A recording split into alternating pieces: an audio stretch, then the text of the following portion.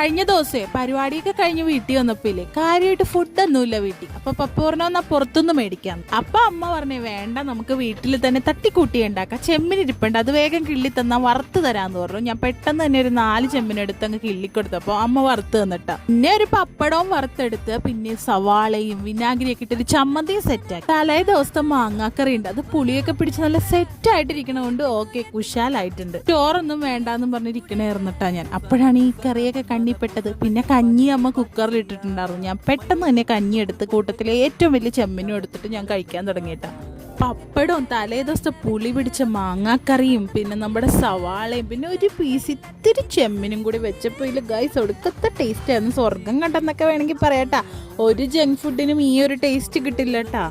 സത്യം പറഞ്ഞാൽ ഭാഗ്യത്തിനായിട്ടാ പുറത്തുനിന്ന് ഫുഡ് മേടിക്കാഞ്ഞത്. ഇത്രയും നല്ല ഫുഡ് കിട്ടില്ലായിരുന്നു. പുറത്തത്തെ ഫുഡ് കഴിക്കുമ്പോൾ ഉള്ള ടേസ്റ്റ് ഉള്ളു, അത് കഴിയുമ്പോൾ മുട്ടൻ ഗ്യാസ് ആയിരിക്കും.